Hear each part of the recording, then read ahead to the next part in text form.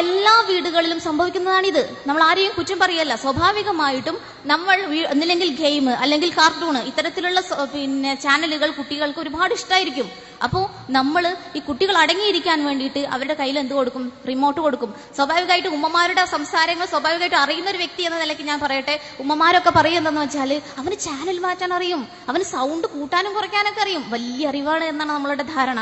പക്ഷേ അതൊരു തീർത്തും ഇസ്ലാമികമായിട്ടുള്ള ജീവിതത്തിൽ നിന്നുകൊണ്ട് ഒരു സ്ത്രീ പറയുകയാണെങ്കിൽ അവർക്ക് തീരെ അറിവില്ല എന്ന് തന്നെ നമ്മൾ പരിഗണിക്കേണ്ടിയിരിക്കുന്നു. എന്താന്ന് വെച്ചാൽ 3 വയസ്സ് വരെയുള്ള ഒരു കുട്ടി, 3 വയസ്സിലേക്ക് നടന്നുകൊണ്ടിരിക്കുന്ന ഒരു കുട്ടിയെ സംബന്ധിച്ചിടത്തോളം അവന്റെ ബ്രെയിനിൽ ഒരുപാട് വളർച്ചകൾ നടക്കുന്നുണ്ട്. ഈ സമയത്ത് കുട്ടി അറിഞ്ഞിരിക്കേണ്ടത്, കുട്ടി പഠിച്ചിരിക്കേണ്ടത് എന്താണ് യഥാർത്ഥത്തിലുള്ള സമൂഹം അല്ലെങ്കിൽ തന്റെ ചുറ്റുപാട് എന്താണ് എന്ന് ആ കുട്ടി പഠിക്കുകയാണ്. ആ സമയത്ത് നമ്മൾ അവന് TV ഓണാക്കി കൊടുത്താൽ, അവന് കാർട്ടൂണുകൾ വെച്ചു കൊടുത്താൽ, അവന് ഗെയിമുകൾ ഇട്ടുകൊടുത്താൽ സ്വാഭാവികമായും അവൻ മനസ്സിലാക്കുക ഇതാണ് ലോകം എന്നാണ്.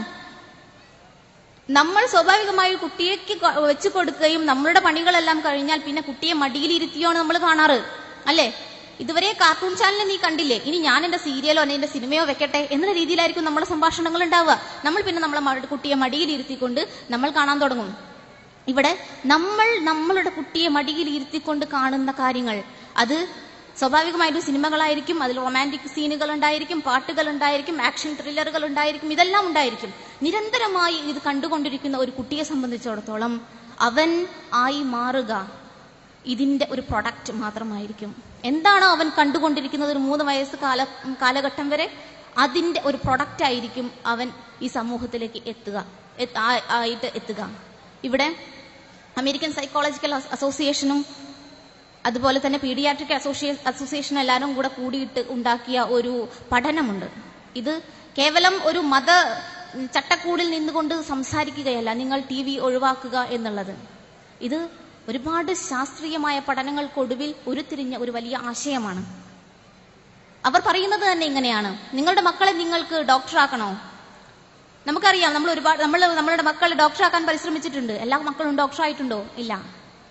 എങ്കിൽ നിങ്ങളുടെ മക്കളെ എഞ്ചിനീയർ ആക്കണോ? നമ്മൾ പരിശ്രമിച്ചിട്ടുണ്ട്. എല്ലാ മക്കളും നമുക്ക് എഞ്ചിനീയേഴ്സ് ആക്കാൻ നമുക്ക് സാധിച്ചിട്ടില്ല. എങ്കിൽ നിങ്ങളുടെ മക്കളെ നിങ്ങൾക്ക് ഒരു സാമൂഹിക ആക്കണമോ? എങ്കിൽ നിങ്ങളുടെ മക്കൾക്ക് TV-യിൽ ഇത്തരത്തിലുള്ള വീഡിയോകൾ നിരന്തരമായി കാണിച്ചു കൊടുത്താൽ മതി. അവൻ ഒരു സാമൂഹ്യ വിരോധിയായിട്ട് മാറാൻ നിങ്ങൾക്ക് അധികം കാത്തു നിൽക്കേണ്ടി വരില്ല. നിങ്ങളുടെ മക്കൾക്ക് എന്നും ആക്ഷൻ ത്രില്ലറുകൾ നിങ്ങൾ ഇട്ടുകൊടുത്താൽ മതി, അവൻ സ്വാഭാവികമായിട്ടും ആ ഒരു തലത്തിലേക്ക് എത്തിക്കൊള്ളും. ഇത് നമ്മൾ തിരിച്ചറിയേണ്ട ഒരു വലിയ വസ്തുതയാണ്. TV ഇല്ലാത്ത സമൂഹമില്ല, വീടില്ല. ആളുകൾ കയറി വരുന്നിടത്ത് തന്നെ ലിവിംഗ് റൂമിൽ തന്നെ ഇന്ന് TV-യാണ്. എന്തും ഏതും കാണാനുള്ള ഒരു തുറന്നു വയ്ക്കുന്നൊരവസ്ഥ. ഇന്ന് ലജ്ജ എന്ന് പറയുന്നത് നമ്മുടെ സമൂഹത്തിൽ നിന്നും മാറിക്കൊണ്ടിരിക്കുകയാണ്. കുട്ടിയും മുത്തശ്ശനും മുത്തശ്ശിയും അച്ഛനും അമ്മയും സഹോദരന്മാരും എല്ലാം ഇടപഴകി നിൽക്കുമ്പോഴും എന്തും കാണാനുള്ള ഒരു തൊലിക്കട്ടി ഇന്ന് ഈ സമൂഹത്തിന് ഉണ്ടായിക്കഴിഞ്ഞു എന്നുള്ളതാണ് ഇന്നിന്റെ ഏറ്റവും വലിയ സങ്കടം എന്ന് പറയുന്നത്. അതുകൊണ്ട് തന്നെ ഈ 3 വയസ്സ് ഉള്ള ഈ മക്കൾ ഓടിക്കളിക്കുന്നുണ്ടല്ലോ, ഈ 3 വയസ്സ് വരെ പ്രായമായിട്ടുള്ള ഈ കുട്ടികൾ ഓടി നടക്കുമ്പോൾ നമ്മൾ അറിയേണ്ട ഒരു വലിയ വസ്തുതയുണ്ട്. അവൻ ആരാകണമെന്ന് അവൻ തീരുമാനിച്ചു കഴിഞ്ഞു എന്നുള്ള വസ്തുത.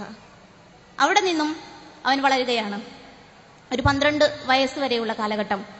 ഈ വളർച്ചയെ ഒന്ന് രൂപപ്പെടുത്തുക മാത്രമാണ് ഈ 12 വയസ്സ് കാലഘട്ടത്തിൽ അവൻ ചെയ്യുന്നത്, അവന്റെ തല ചെയ്യുന്നത്. അവിടെ സ്വാഭാവികമായും നമ്മൾ ചെന്നിട്ട് എന്ത് ചെയ്യും? ഒരു 6, 7, 8, 10 വയസ്സൊക്കെ ആകുമ്പോഴത്തേക്ക് നമ്മൾ പറയും, എന്താ നീ നിസ്കരിച്ചില്ലേ? സുബഹി 5:30-ക്കാണെന്ന് നീ മനസ്സിലാക്കിയിട്ടില്ലേ? പിന്നെന്താ 5:30-ക്ക് എണീക്കാത്തത്? നീ ളുഹർ നമസ്കരിച്ചോ? അസ്ർ നമസ്കരിച്ചോ? നമ്മൾ ചോദിക്കുന്ന സമയം എപ്പോഴാണ്? 10-11 വയസ്സാകുമ്പോൾ, അല്ലെ? 10-11 വയസ്സാകുമ്പോഴാണ് സ്വാഭാവികമായിട്ടും നീ നിസ്കരിച്ചോ അല്ലെങ്കിൽ നീ നോമ്പ് നോക്കുന്നുണ്ടോ എന്ന് ചോദിക്കാൻ നമ്മൾ തയ്യാറാകുന്നത്. എങ്കിൽ കുട്ടി ഗർഭസ്ഥ ശിശുവാകുന്നത് മുതൽ യഥാർത്ഥത്തിൽ നാം അവനെ ശ്രദ്ധിക്കേണ്ടിയിരിക്കുന്നു എന്നുള്ള വസ്തുത നമ്മൾ മനസ്സിലാക്കിയിട്ടില്ല. എന്നിട്ട് നമ്മൾ അവിടെ വടിയെടുക്കുക. റസൂൽ സല്ലല്ലാഹു അലൈഹി വസല്ലം വടിയെടുക്കാൻ പറഞ്ഞിട്ടുണ്ട്. 10 വയസ്സായിട്ട് നിസ്കരിച്ചിട്ടില്ലെങ്കിൽ എന്ത് വേണം? വടിയെടുക്കാൻ റസൂൽ പറഞ്ഞിട്ടുണ്ട്. അടിക്കാൻ തുടങ്ങുകയാണ്. റസൂൽ അങ്ങനെയല്ല പറഞ്ഞത്. നമ്മൾ മനസ്സിലാക്കേണ്ടതുണ്ട്. റസൂൽ അങ്ങനെയല്ല പറഞ്ഞത്. ആ കുട്ടിയെ 7 വയസ്സ് മുതൽ നമ്മൾ പരിശീലിപ്പിക്കണം.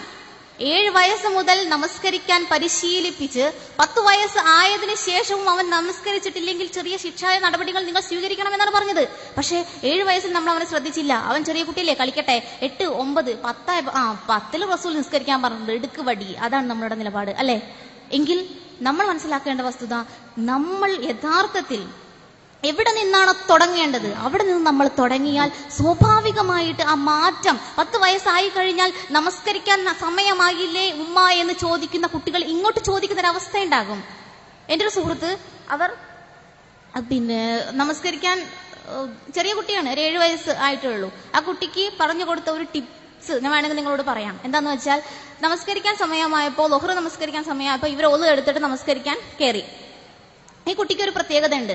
ഞാൻ വലിയ ആളാണ് എന്ന് പറയുന്നത് ഒന്നിങ്ങനെ കേൾച്ചിയാൽ അവൻ സ്വാഭാവികമായിട്ടും കയറുന്ന ഒരു കുട്ടിയായിരുന്നു. എന്നാൽ നീ ഭയങ്കരമായിട്ട് നല്ല വലിയ കുട്ടിയായില്ലേ, നീ അങ്ങനെ ചെയ്തോ ഇങ്ങനെ ചെയ്തോ എന്നൊക്കെ പറഞ്ഞാൽ വേഗം വീഴുന്ന ഒരു കുട്ടിയായിരുന്നു. അപ്പോൾ ഈ കുട്ടീനോട് ഉമ്മ ചോദിച്ചു, ളുഹ്ർ ബാങ്ക് കൊടുത്തു നീ കേട്ടോ? ആ കേട്ടു. വലിയ ആൾക്കാരൊക്കെ സമയമായ ആ സമയത്ത് നമസ്കരിക്കും, നീ ഇപ്പൊ വലിയ കുട്ടിയായിട്ടുണ്ടല്ലോ, എന്ത് പൊക്കാ വെച്ചിട്ടുള്ളത്, ഉമ്മാന്റെ അത്ര ആവാനായിട്ടുണ്ട്, നീ നമസ്കരിക്കുന്നില്ലേ എന്ന് ചോദിച്ചു. ഈ സമയത്ത് ഉമ്മ പിന്നെ നമസ്കരിക്കാൻ വേണ്ടിയിട്ട് കൈകെട്ടി നമസ്കരിച്ച് തിരിഞ്ഞു നോക്കുമ്പോ പിറകിൽ നിന്നുകൊണ്ട് ഒരാൾ നമസ്കരിക്കുന്നുണ്ട്, അവരുടെ മകൻ. അവൻ ഒതു കൊടുത്ത് വേഗം തന്നെ വന്ന് നമസ്കരിക്കുകയാണ്. അപ്പൊ നമ്മൾക്ക് ചില ടിപ്സുകൾ ഉപയോഗിച്ചുകൊണ്ട് നമ്മുടെ മക്കളെ ഇസ്ലാമികമായ പാഠങ്ങളിലേക്ക് ക്ഷണിക്കാൻ നമുക്ക് സാധിക്കും. ഇന്നത്തെ നമുക്കറിയാം, നമ്മൾ 6 വയസ്സാകുമ്പോഴേ തന്നെ 5 വയസ്സാകുമ്പോഴൊക്കെ തന്നെ മദ്രസയിലേക്ക് പറഞ്ഞയക്കുന്ന ഒരു അവസ്ഥയുണ്ട്. പക്ഷെ മദ്രസയിലേക്ക് നമ്മൾ സ്ഥിരമായിട്ട് പറഞ്ഞയച്ചിട്ടും ചില പ്രശ്നങ്ങൾ ഉണ്ടാകുന്നുണ്ട്, അല്ലെങ്കിൽ അവർ മതത്തിൽ ഒരു ചിട്ട അവർക്ക് ലഭിക്കുന്നില്ല എന്ന് നമ്മൾ പറയാറുണ്ട്. ഞാൻ പറഞ്ഞിട്ടേ അവൾ തട്ടിടാറുള്ളൂ, ഇങ്ങനത്തെയൊക്കെ പ്രശ്നങ്ങൾ നമുക്ക് ഉണ്ടാവാറുണ്ട്. ഇതൊക്കെ തന്നെ ഇസ്ലാമിന്റെ യഥാർത്ഥ മാധുര്യത്തെ കുട്ടിക്ക് കൊടുത്തതിന് ശേഷം, യഥാർത്ഥത്തിൽ മാധുര്യം അങ്ങോട്ട് കൊടുത്തതിന് ശേഷം അവൾ ആസ്വദിക്കുന്ന ഒരവസ്ഥ ഉണ്ടാക്കിയെടുക്കാൻ നമുക്ക് സാധിക്കണം. അവിടെയാണ് പാരന്റിങ് ഒരു ആർട്ടായി മാറുന്നത്, ഒരു കലയായി മാറുന്നത്. സത്യത്തിൽ പാരന്റിങ് ഒരു ആർട്ടാണ്. എന്താന്ന് വെച്ചാൽ സ്നേഹവും ലിമിറ്റും അതതിന്റെ പരിധിയിൽ നിന്നുകൊണ്ട് നടത്തുന്ന ഒരു തരം ആർട്ട്. എന്താണ് സ്നേഹം? നമുക്ക് എല്ലാവർക്കും നമ്മുടെ മക്കളോട് സ്നേഹമുണ്ട്, ഇല്ലേ? നമ്മുടെ മക്കളോട് സ്നേഹമുണ്ട്. അവൻ താഴെ വീണ് കിടക്കുന്ന ഒരു കടലമണി എടുത്ത് കഴിച്ചിട്ടുണ്ടെങ്കിൽ നമ്മൾ പറയും അതിലെന്താണ്, അതിൽ രോഗാണുക്കൾ ഉണ്ടാവും, കീടാണുണ്ടാവും, അത് വയറിലെത്തിക്കഴിഞ്ഞാൽ അവൻ അസുഖം ഉണ്ടാകും, അല്ലേ? അത്രയും നമ്മളെ മക്കളെ നമ്മൾ സ്നേഹിക്കുന്നുണ്ട്, നമ്മൾ പരിഗണിക്കുന്നുണ്ട്, അല്ലേ? ഇവിടെ അങ്ങനെ പരിഗണിച്ച് വളർത്തിക്കൊണ്ടുവരുന്ന നമ്മളെ മക്കള് സ്വാഭാവികമായിട്ടും അവർക്ക് എന്തെങ്കിലും പറ്റുമ്പോൾ നമുക്ക് സഹിക്കാൻ സാധിക്കില്ല. ഇവിടെ വലുതായി കഴിഞ്ഞാൽ നമുക്ക് നമ്മളുടെ മക്കളിൽ നിന്ന് നമ്മൾ പ്രതീക്ഷിക്കുന്ന ഒരു പ്രാർത്ഥനയുണ്ട്. എന്താണ് ആ പ്രാർത്ഥന? റബ്ബിർഹംഹുമാ കമാ റബ്ബയാനി സ്വഗീറ, അല്ലേ? ആ പ്രാർത്ഥനയുടെ അർത്ഥം എന്താണ്? ആ പ്രാർത്ഥന എന്ന് പറഞ്ഞാൽ നമ്മളുടെ മക്കളിൽ നിന്ന് നമ്മൾ പ്രതീക്ഷിക്കുന്ന ഒരു പ്രാർത്ഥനയാണ്.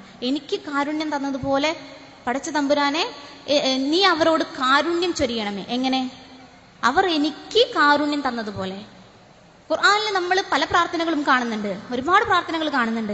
അവിടെ ഒരിക്കലും ഒരു കണ്ടീഷൻ വെച്ചുകൊണ്ടുള്ള ഒരു പ്രാർത്ഥന നമ്മൾ കാണുന്നില്ല. അങ്ങനെ തന്നിട്ടുണ്ടെങ്കിൽ ഇങ്ങനെ ചെയ്യാം, അതാണ് കണ്ടീഷൻ എന്ന് പറഞ്ഞാല്. ആ കണ്ടീഷൻ വെച്ചുകൊണ്ടുള്ള ഒരു പ്രാർത്ഥന അത് ഖുർആനിൽ ഇത് മാത്രമാണ് കാണുന്നത്. നീ ഇവർക്ക് കാരുണ്യം കൊടുക്കണേ. വാർദ്ധക്യാവസ്ഥയിൽ ചുക്കിച്ചുളിഞ്ഞ അവസ്ഥയിൽ കൈയും കാലും ഒന്ന് നടക്കാൻ പോലും സാധിക്കാതെ ഈ അവസ്ഥയിൽ ഇരിക്കുന്ന എന്റെ മാതാപിതാക്കൾക്ക് നീ കാരുണ്യം കൊടുക്കണേ. എങ്ങനെയാണെങ്കിൽ അവർ എനിക്ക് കാരുണ്യം തന്നതുപോലെ. അപ്പൊ എന്താണ്? നമ്മളുടെ മക്കളിലേക്ക് നമുക്ക് കാരുണ്യം കൊടുക്കാൻ സാധിക്കണം. എങ്കിൽ മാത്രമേ നമ്മുടെ മക്കൾ എത്ര വലിയ പണ്ഡിതന്മാരായി മാറിയാലും അവരുടെ പ്രാർത്ഥന കേൾക്കുന്ന ഒരവസ്ഥ ഉണ്ടാവണമെങ്കിൽ എന്താ വേണ്ടത്? അവർക്ക് നമുക്ക് കൊടുക്കണം കഴിയണം. അവർക്ക് ആദ്യം നമ്മൾ കരുണ കൊടുത്തെങ്കിൽ മാത്രമേ വാർദ്ധക്യാവസ്ഥയിൽ അവർ പ്രാർത്ഥിച്ചാൽ പോലും നമുക്ക് ആ പ്രാർത്ഥനയുടെ ഫലം ലഭിക്കുകയുള്ളൂ.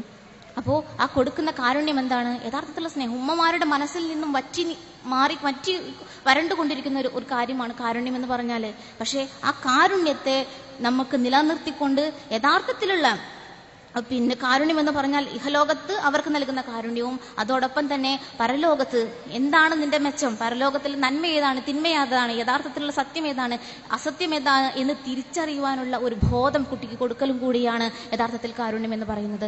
അതുകൊണ്ട് തന്നെ യഥാർത്ഥത്തിലുള്ള കാരുണ്യം ലഭിക്കുന്ന, യഥാർത്ഥത്തിൽ പ്രാർത്ഥന അനുഭവിക്കാൻ സാധിക്കുന്ന യഥാർത്ഥ ഉമ്മമാരായി നമുക്ക് മാറാൻ കഴിയണം. അതുകൊണ്ട് തന്നെ അത്തരത്തിലുള്ള ഒരു മുന്നേറ്റത്തിന് വേണ്ടി നമ്മൾ ഇന്ന് തന്നെ തയ്യാറാവുക എന്നാണ് എനിക്ക് പറയാനുള്ളത്. യഥാർത്ഥ ഉമ്മമാരായിക്കൊണ്ട് ജീവിച്ചു മരിക്കുവാനുള്ള തൗഫീഖ് പടച്ചോൻ നൽകട്ടെ. റബ്ബനാ ആതിനാ ഫിദ്ദുനിയാ ഹസന വഫിൽ ആഖിറതി ഹസനത വഖിനാ അദാബന്നാർ. റബ്ബനാ തഖബ്ബൽ മിന്നാ ഇന്നക അൻതസ് സമീഉൽ അലീം വതുബ് അലൈനാ ഇന്നക അൻതത് തവ്വാബുർ റഹീം. ആമീൻ. അസ്സലാമു അലൈക്കും വറഹ്മത്തുള്ളാഹി വബറകാതുഹു.